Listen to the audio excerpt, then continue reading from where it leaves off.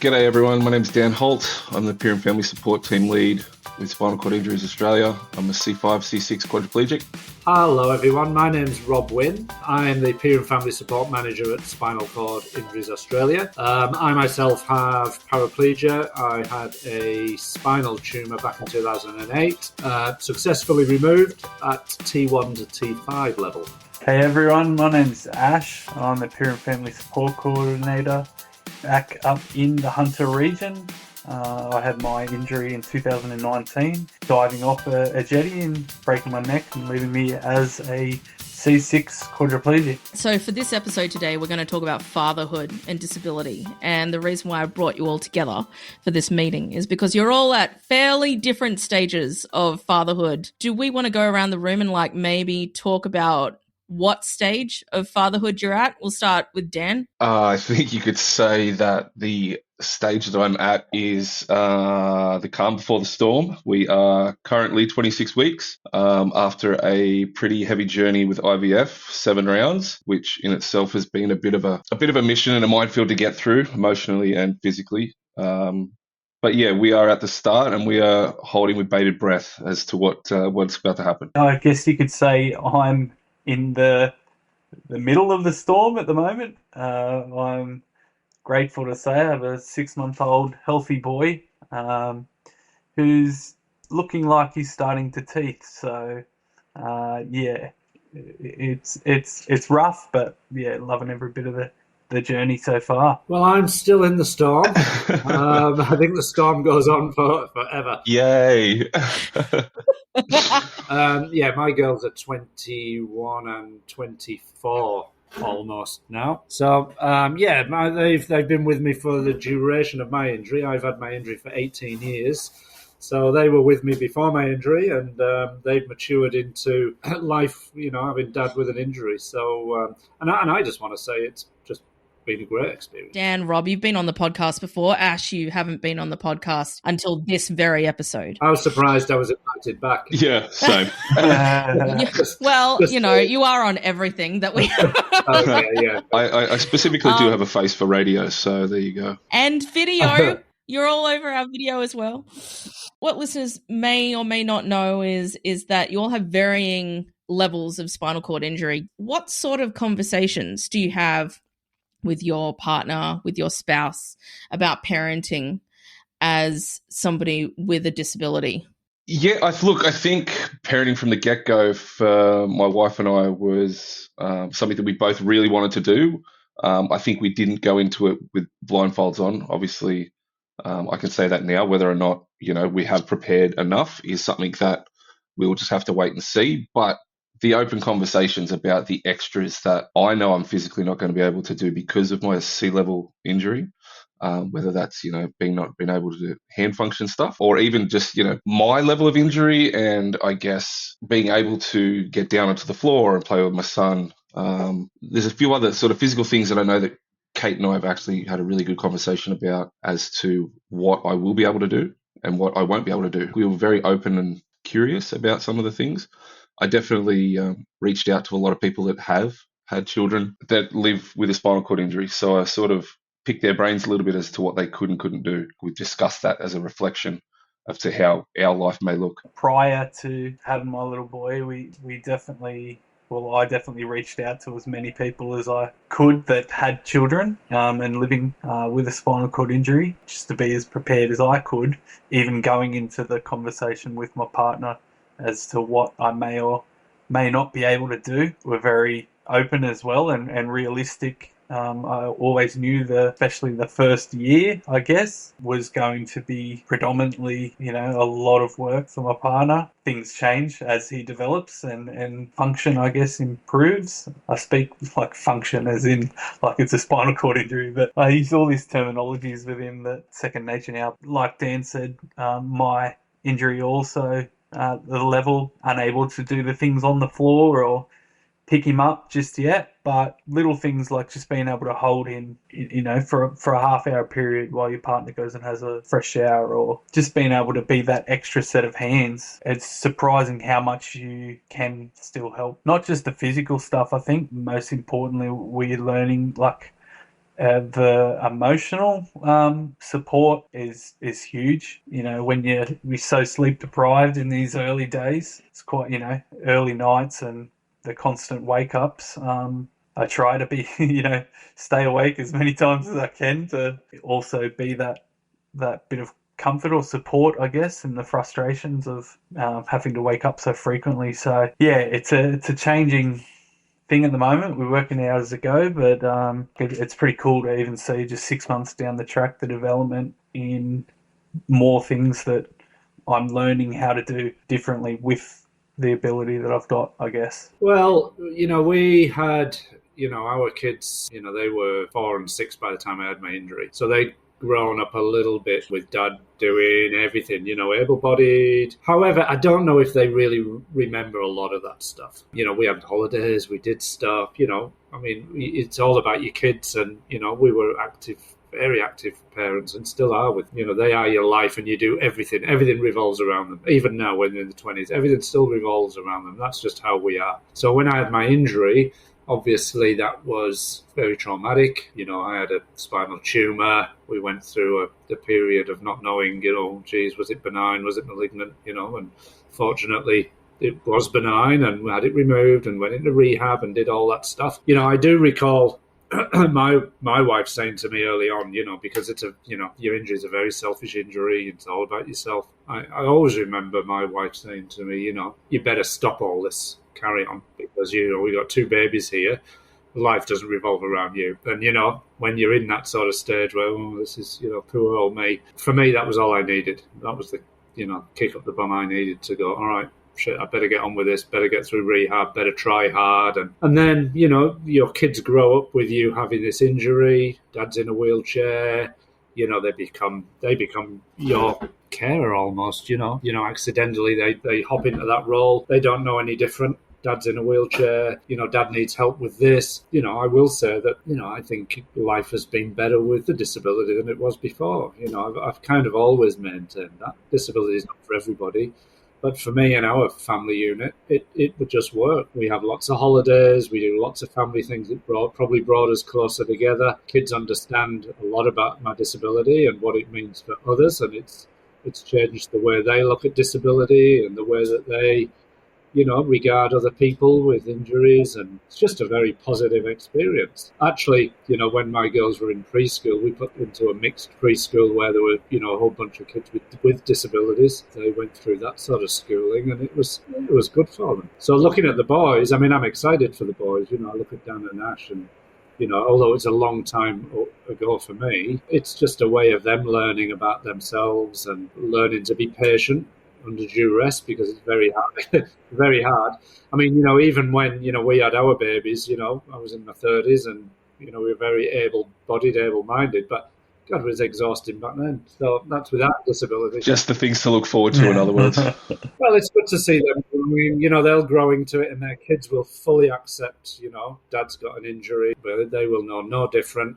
And they will go into the world looking at other people with disabilities and treating them with the respect that they deserve, So it's good. How important is knowledge sharing when you're about to be a parent? Look, I think if this job has taught me anything, being peer and family support, is that, knowledge is power. The more people you can ask things to that are actually living it, the easier, I guess, the fall from grace almost is. Because you know where to catch yourself. I spoke to a few guys that I played wheelchair rugby with who had kids. Their partners were the same in knowing, their eyes were wide open. They weren't unsure as to what they could and couldn't do. They knew full well that they're going to have to probably change all the diapers, or they're going to have to do all the get-ups to get the baby. However, in my head, am I going to be able to help feed the kid if he doesn't take to the boob, or if my wife can express, can I still do that? And, just sort of talking to those guys about the different ways that they manage those things. So the wife, would get up, grab the kid and bring it to him. And, I'm fully prepared for that to occur. I do know that I'm probably going to have to seek some OT assistance to get a few things over the line. And, even I've even asked Ash a few questions, you know what I mean? So it's I'm happy to leech off anyone's brain that wants to give me the knowledge to help this, I guess, journey go easier. Yeah, I was very much the same. For me, it was no different to how I was like after I'd gained my injury. I spent nights up messaging random people with spinal cord injuries all around the world, and I guess in a way ease the anxiety of what's to come. Like it's quite, probably one of the biggest things, decisions to make, to start a family, and you're not able to be selfish anymore. It's not just about me. It's more I guess, the physical things, but also how they dealt with the frustrations of not being able to do things you want to be able to do, I guess.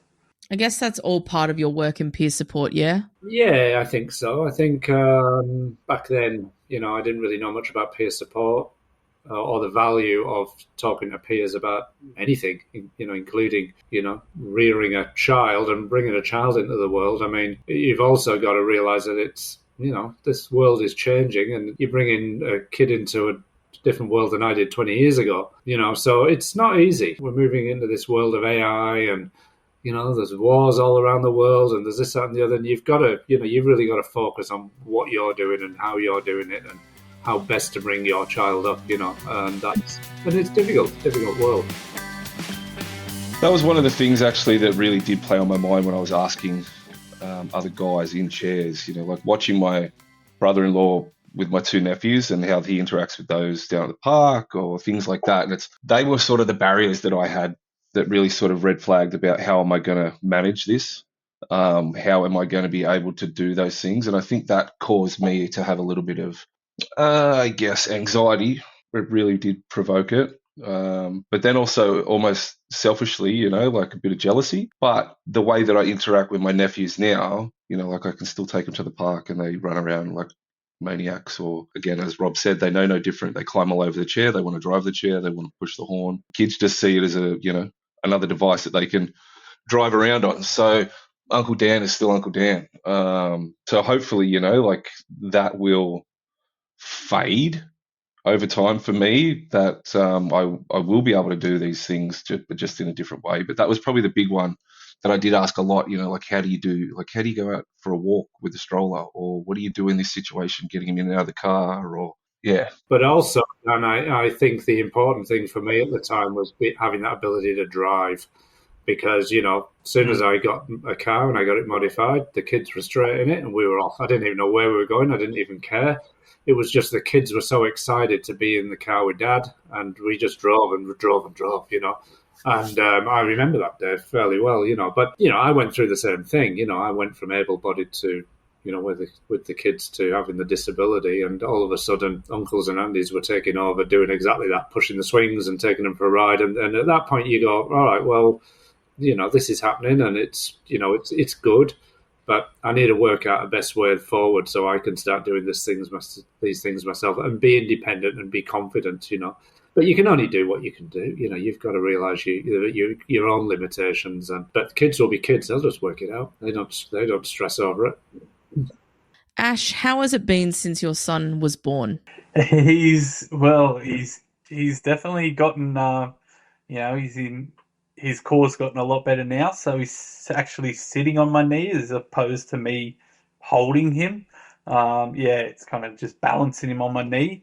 And then, of course, I go from between my manual chair and my power chair at home, depending on the circumstance. And he's definitely diving towards the remote, or the gear stick, I should say, so the joystick. So it's I've got to start being careful now because I've got one hole in the wall already. Do you think about investigating any kind of assistive technology to assist you? Some solutions for AT. I mean, with my power chair, it's standing Permobil F5. So it comes with these two rods, two rod holes that sit on the end of the armrest for a chest plate, so I don't fall forward when I stand up. So I'm going to try and see if I can get almost like a bouncer or a bassinetti type thing on the front of that, or some device that way Kate doesn't need to bring the pram. I can just have him on the front of me in a little seat or something. So I know one of our rugby mates, he had some adaptation made to his manual chair so he could push a pram. I don't know what's out there. I know that there's a few sort of holders and carriers, like cloth carriers, that have got loops in them that you can sort of handle. In my head, I've sort of thought, do I put him in cute suspenders, and then that way I've got something to grab onto if he does need to get lifted up off the ground. So I don't know. Oh, jeez, and that's not picturing you in suspenders. Well, not me in suspenders, but but yeah, like I think it's until I'm in the mix, I don't know exactly what I'm going to need. I have so far bought, and everything that we've bought has had a lot of thought. Like the car seat is a 360 swivel, so I can get access to it. The share sleeper, the side comes down, but it's also on wheels, so we can move it around the house.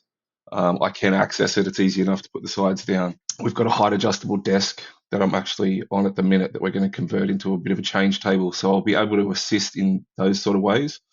And I think it's really just sort of like we do with the rest of our life, is really thinking outside of the box on how we're going to do things. So whether or not I pay an engineer to do something, or whether or not I massacre something together and put a label on it. I've seen a lot of parents to be do a lot of specific exercising to get ready for the birth of their child. Do you think you will be doing any of that, or have you investigated it? I definitely have, yeah. I actually re-engaged with Neuromoves specifically for that. I've had 3 shoulder operations. They're pretty shot. And I knew that I'm going to need that strength in the limited amount of muscle groups that I can call on. So I've 100% thought of that and engaged already to do it. So Ash, did you change anything with your rugby stuff? Or I kind of, I definitely started doing more resistance band stuff and working like my shoulders, like my rotator cuffs and things like that, because obviously doing a lot of training with wheelchair rugby, but that's a total different thing to being able to hold your child for long periods, like it's a different type of stamina strength, I guess. For me, I started looking long term in trying, and still looking into doing more physio and things like that now, because I want to be as healthy as I can for as long as I can, not just these early couple of years when it's you're doing a bit of lifting.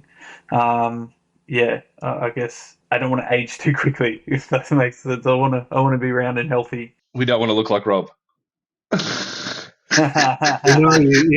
do. Look, I think your fitness is everything. I want to spend as much time with my girls, having holidays and doing things with them. I'm 54. You yourself as you age, it gets harder. And, a couple of years ago, I started with the rotator cuff, and I'm like, whoa, this is not good. And I worked, I said to the girls at Neuromoves, you got to fix this, kids. And you know what? Within 3 months of exercise with them, they fixed that problem. And that is not something you want, because, I want to transfer onto the rides in Disney, and I want to be doing that when I'm 70 still.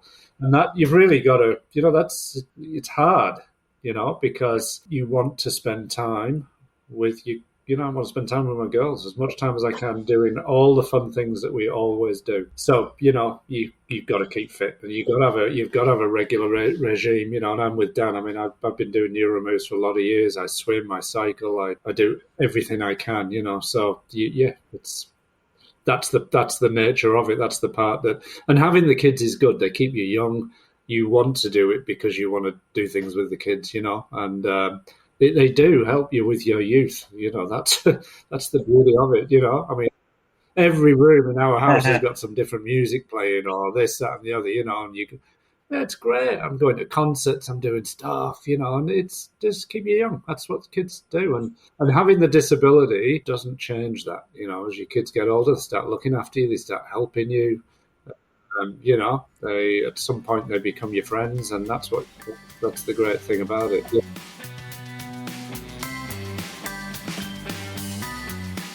When do you have those conversations with your children about your disability? I mean, we're obviously not all ignorant here, and no one is in the dark. Do you think there's a day when someone else's kid will point out that your child's dad is different? And how would you go about explaining that? I never spoke probably at all to the girls about the initial injury. They were too young. They just would not have understood it. They just saw dad in hospital, in rehab, getting better, and that was that. They were busy going through schooling and doing their own thing and growing up, and so there was never really a conversation. I did one time ask the girls about my disability, and I wondered whether they talked about it at school and whether they got potentially bullied at school because dad had an injury or blah blah blah. And I remember them just looking at me like I was stupid. They're like, "You think that, do you? We don't think that." And we never talked about it again. It wasn't difficult, I don't think, for me. They grew up with the injury. They see the spasms. They see cyclic things that happen every year. Same things happen at the same season every year. But as they grow older now, they've got partners and boyfriends, and and I think the challenge for them is, dad's got an injury, and I guess for me, it's about, the partners coming in now, seeing me with the injury and them adapting to me. That happens, because once you've got the partners, then you've got the partner's parents. You're introduced to a whole new cohort of people that you've got to talk about your injury, and you've got to go through that sort of process again. Yeah, I've got an injury. Dad's got an injury. I can do this, I can't do that. We can go to these venues, we can't go to the others. You know what? It's as difficult as you want to make it. It really is. It's as difficult as you want to make it. If you bring up your kids well, they'll engage with you, they'll engage with everything that you do, and they'll just nurture it and look after you. I'm hoping so when I'm like 70 and I'm in a home. They're probably planning that already. They'll push you into the hole, mate. Yeah. They're planning what nursing home I'm going into, probably. Yeah, I guess for me, I'm trying not to think about that too much, because I guess you don't know exactly what age they're going to understand that dad's a bit different. I guess there's definitely going to be a tough couple of moments for myself, taking them to the park, but maybe the park's not accessible. Dad, why, come play when you can't. I'm preparing myself for those, like Dan mentioned earlier, the jealous moments where you're seeing the other fathers being able to, take their kids to the park. I guess I don't want to be too prepared, because I'll think too much about it. I guess it'll happen when it happens, and we tackle it as it comes, like I have every, up to this point, which kind of almost like ignorance is bliss in a way. I know that in so many, as many ways as I want to be there for him, I'm going to be able to be there in so many more important ways than just being able to play at the park. I think for myself, Rob just said that, and it's resonated because he told me a long, long time ago. I mean, we've worked together now for over 13 years, and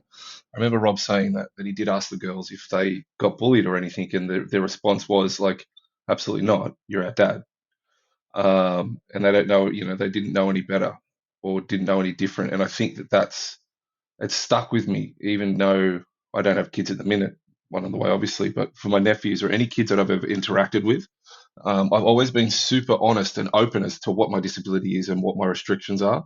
And I think they're so curious that they're so accepting so fast that they, again, accept you as to what you are, and they just get on with it. So I think I've always had that sort of in the back of my mind. And I also agree with Ash. I try not to overthink about it too much. Who knows what the world is, I don't want to sound preachy here, but who knows what the world's going to look like in 10, 15, 20 years, you know what I mean? We've already overcome so many things when we're interacting with partners, parents and families, and I think it's just going to be that explanation, as Rob said again, just in a different way. Well, the only thing I would add to that is from a schooling perspective, my wife did a lot of the schooling activities and stuff because there was a lot of things that I potentially couldn't do.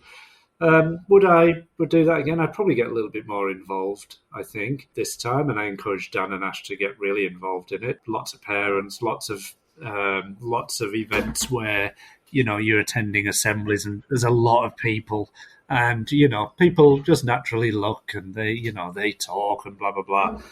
I probably avoided a little bit of that just because I didn't want to be surrounded by that whole cohort of able-bodied people. Looking back, would I do that again? Don't know. Maybe I'd attend more, maybe I'd attend more assemblies and, all those sort of things, award ceremonies and all that sort of stuff. I think I limited myself a little bit, but you are going to be surrounded by lots of other parents. In the very early days when my kids were at preschool, the teachers said, "Why don't you come in and talk? Talk why your legs don't work and this, that, and the other." And I did that for a few goes. I recall, and kids loved it. I mean, kids love wheels. Boys love wheels. I used to get on my crutches and I'd walk away and I'd come back to get in the chair, and the girls are off in the chair. They were riding the chair around, and so. Kids are just curious, but that's sort of my experience a little bit. I didn't sign up to sit on the sidelines. I know that. I think the biggest thing and probably fear for me is that I don't, I know kids can be mean sometimes. I don't know what that looks like now, bullying these days, but I would never want to have my disability, I guess, cause bullying for my child. And I think that's where I would feel pretty shattered. Selfishly, but I would also really, it is a concern that, I think that's probably my only fear. But I'm pretty social as it is, and I meet a lot of people out and about. I'm more than happy to talk about my injury. I think being able to, as Rob said, like some events that I might not be able to take my child to, like if it's a party at someone's house and all the parents are invited, but it's a 3-story walk up, like there's those sort of things. But that's just the life that I live, and by then I think I'd be used to it. Yeah, like Dan, I plan to go all in. I don't want to give off the impression that I'm intimidated and I'm sheltered by my disability. I think that would rub off on, my child, seeing that dad's embarrassed or ashamed of his disability. If we're out in public and we're faced with that scenario, we're dealing with people that aren't used to people in a wheelchair, then it's kind of like that's their issue. I want my son to be proud of me, and if he's seeing me out there living my life, not embarrassed or ashamed to be in public, then he won't be afraid and embarrassed to say that's my dad. Yeah, he's in a wheelchair. Like he just does different things, has different ways of doing things to your dad.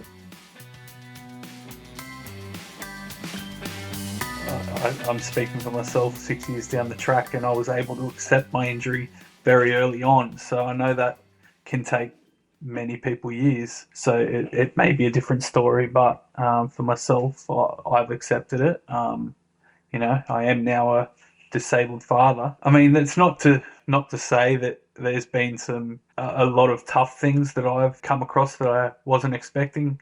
I guess grieving in a way. A new form of grief, has popped up. Becoming a father when you are confronted with these things that you hadn't thought about, but basically the father I always wanted to be prior to my injury.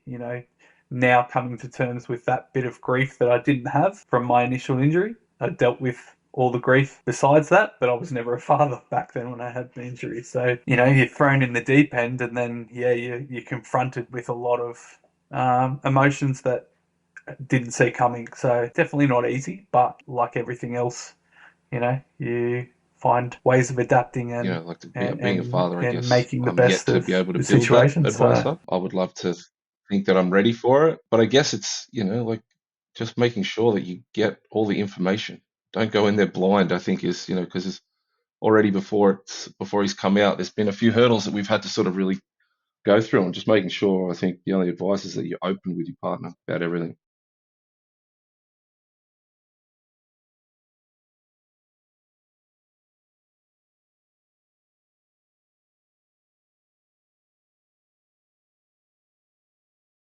One thing I would love to share is that, you hear people saying it, but now my son's at the age, and has been for a couple months, but you come into the room and he doesn't look at he doesn't know any different. He doesn't know what a wheelchair is yet. He only sees me and hears my voice. And the feeling that I get of being able to make him happy just by talking to him or seeing him or now playing with him is totally different. The joy I get from hearing his little laugh now and his little face light up just by looking at you is it's exciting for me. I know it wasn't easy in our scenario as well, but I'm forever grateful to be able to experience that. Like Dan said, educate yourself as much as possible. Be prepared.